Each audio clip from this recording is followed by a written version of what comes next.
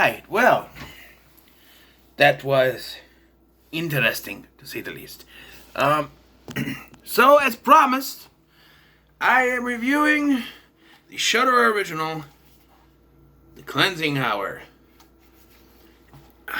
The story revolves around a web show that specializes in exorcisms, hosted by a priest named Max, who does an exorcism in 1 hour, apparently. But of course, it's entirely fake, and then in their latest episode, it actually becomes real. So, that's another thing. I read the back, and then watching this at first, that's why I bought it, because I read the back. And watching this at first, it does draw parallels to Grave Encounters a little bit. They're both about a TV show, web show, but same thing, where the host is extra douchey, and everything they do is fake and staged, and then on one fateful night, everything is real. Where it splits from that is when the stuff starts to happen, it's very personal stuff. It's more religious than Grave Encounters, and it kind of veers with the ending. Oh, the ending. That I did not see that coming. The ending. Even though I should have. And I'll explain why. So, we follow our host, Max, who is supposedly a priest. We find out later that he was raised Roman Catholic. He couldn't handle the pressures, so he never actually became a full priest. He tried to go to the church, but the perversion and everything, within the Catholic Church, it didn't work for him. So he and his friend Drew, played by Kyle Gallner. By the way, Max is played by Ryan Guzman. If you want another good film with him in it, check out The Boy Next Door with him and J-Lo. Pretty good flick. But, so, during their most recent show, Max remarks that he hasn't gotten a verified thing because he doesn't have enough views or whatever. And that plays into the finale too. But, so, because they need someone else to do this on, he recommends his, how do I put this? Not cross-dressing, but, drag queen friend to be the next, exorcism.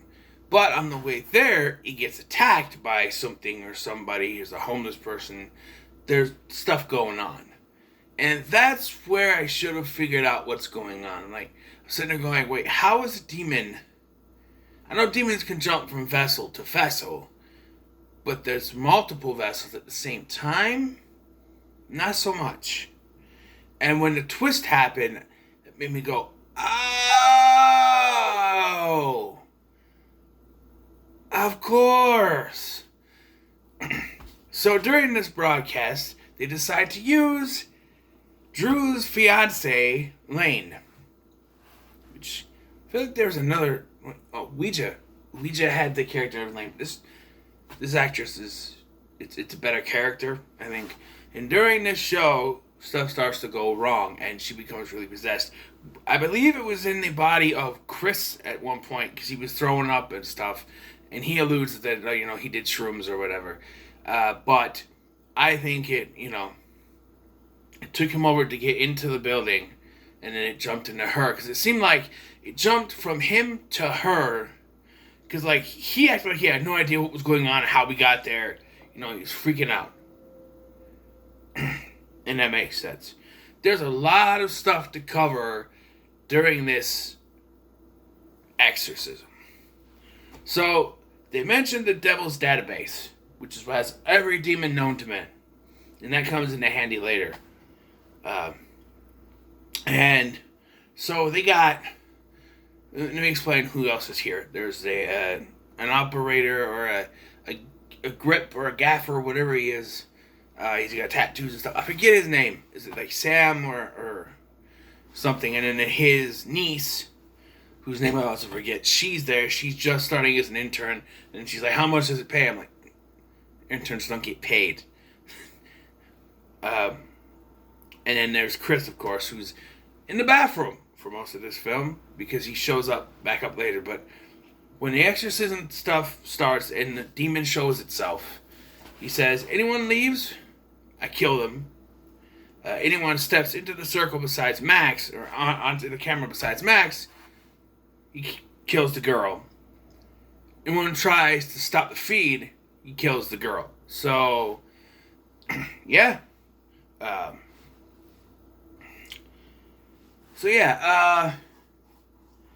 gotta say, the tension built in this movie is fantastic.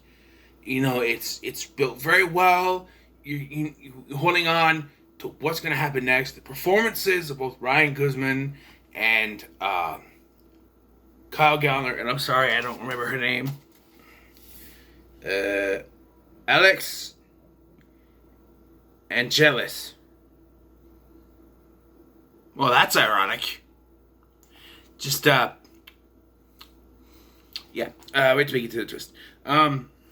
Yeah, those three performances, especially, she's got to be the demon, and I know it's probably like voiceover dubbed stuff, but fantastic. The makeup job they do on her is fantastic, and there's very good practical effects, especially towards the end of the film when we get to the end part. Good practical effects. I mean,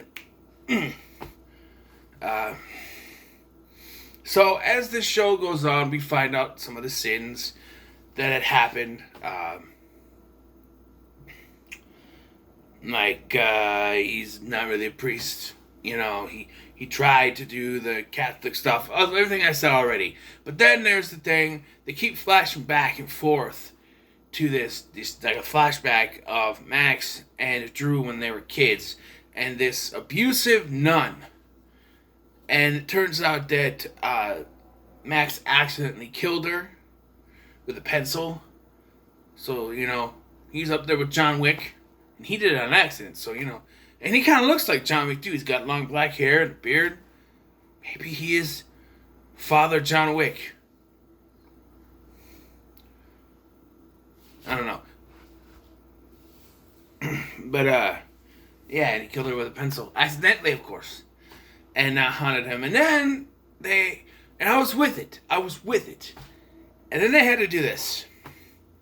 And they had to reveal, you know, because Lane, at the beginning of this, she doesn't like Max. And they had to reveal it's because they had a one-time romance that didn't work out. It was before she was with Drew, and they never told him. And he gets pissed at this point. And I'm just like, why are you getting... It was before. Before you were even dated, before you even knew each other. Why would you get mad at that? I understand I didn't tell you, but it's their own business. They used to date. Who cares? And then it calls back to something from earlier in the film. That Max records all of his dates. And then it's shown that he recorded them. And he claims that he thought he deleted it, which is never explained. Did this demon go into the cloud and bring it down? Because everything's in the cloud now, you know. So was that in the cloud and he brought it down using demon magic? Or other magic, as we find out later? So this, of course, drives a stake between them. And beginning of the film, Drew's dad sent him these special glasses. They're digital glasses or whatever. They come in handy when they're trying to read, because they have to read out. They have to figure out who the demon is. They figure it out, or so they think, and then they have to read out the specific, you know, exorcism thing. And they both started reading it. And eventually, you know, that happens. I do want to mention that everyone else, including Chris, gets killed. The guy who has the niece, he gets burnt to a freaking crisp. His niece gets, stabbed in the neck when she tries to leave. And then Chris comes out, screaming about something chasing him, and it's these little demons that only he could see. And it kills him. Excuse me. Also, Max sees the nun. He can only see it. And by the way, I must mention that during all this, everything that's going on, he's getting more and more and more and more and more and more and more viewers. More and more viewers. And then there's a point where Lane actually takes over and says, pull the plug. You're being fooled or whatever. Something like that. Pull the plug. Like, what? That's what she said to him earlier when she wanted him to quit. But, yeah, and eventually they say the thing and they get rid of it. She's back to normal. And then, was it Amon is supposed to be the demon, right? And then the charred body of their buddy starts to rise up. And they're like, no, we said the thing, we said the name. And he's like, I am not Amon. I'm like, what? No, we read from the list. It's my list. Remember, it's called The Devils. Something. I forgot what it was called. But yes, this is our big twist, people. It was the devil, Satan, Lucifer, El Diablo, all along, who's been messing up everything. It was Lucifer all along.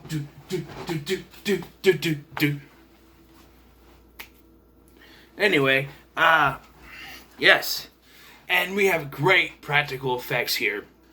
When the skin of the burnt guy starts to break and he turns into the devil with the horns and he looks fantastic.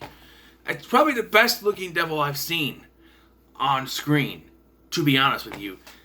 You know, because you've seen like Tenacious D has that red devil, it's just painted red. But this was fantastic. And what's the big plan? Well, we've been following certain people watching the show, and it turns out his plan is to possess every single one of the viewers watching.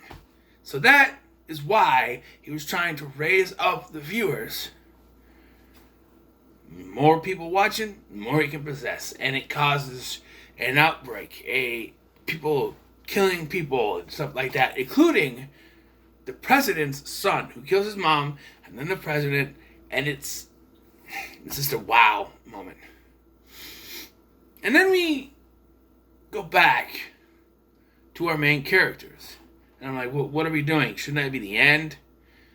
And, like, Lane asks Drew, what about us? And he puts the ring on her finger. So they're still going to get married.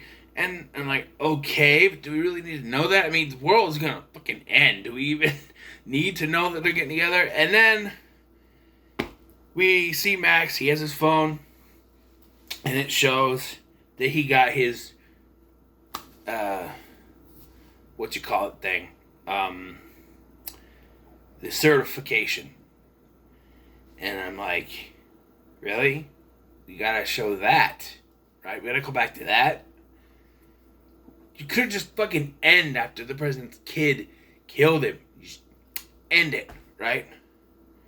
You had to go back to our main characters. What? Why would we care about our main characters after you showed that the devil has taken millions and millions and millions of... taken over millions of people's bodies? It just doesn't make... And that, my good people, is why that at the beginning of the film, there was the two possessed people. And you wonder, well, why? How? Because it was devil. It was Lucifer all along. Do. This movie was fantastic. I enjoyed it immensely.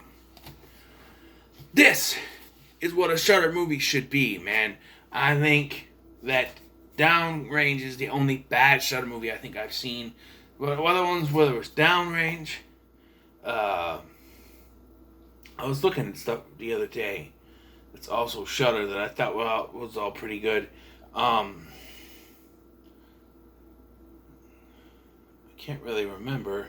Found Footage 3D I thought wasn't that bad. Not a masterpiece, but still pretty good. Shudder doesn't, there's some good stuff, and this was one of the better ones for sure. So yeah, I'm gonna give this a 9 out of 10. I really enjoyed it. I think it was a fantastic horror film, and it's, I'm not big on exorcism films. I like The Exorcist, but it's not my cup of tea. This was really good, and it helps me to press forward on these other Shudder movies, get more Shudder movies. I got The Beach House to watch. I think I got one more other one. I don't know. Although it may have just been the 3 Shudder ones that I had. This, Downrange, and The Beach House. But The Beach House is from another haul. Who knows? But yes. So what are your thoughts on The Cleansing Hour? Let me know in the comments below. Make sure to like, share, and subscribe. Before I go, don't turn off the video, please. I wanted to kind of... I guess I didn't really share my feelings on it being the devil. I just kind of walked through it. It's a good twist. And I liked it. And I liked how it subverts the expectation of these kind of, exorcist movies, where most exorcism movies, end with the demon being expelled and everything's going hunky-dory. Here, they're fucked. Completely. It wins because it's not demon, it's El Diablo. Oh la la. So I like that. So yeah, I just wanted to kind of throw that out there. I did like that. Because at first I wasn't sure. I'm like, oh no. I'm not a big fan of downer endings. But when it works, it works. When it hits me in a specific, right there, it works. And it worked. So yes. Please like, share, and subscribe. Thank you for watching. I've been Scotty. We'll see you in the next one. Bum bum bum bum bum bum.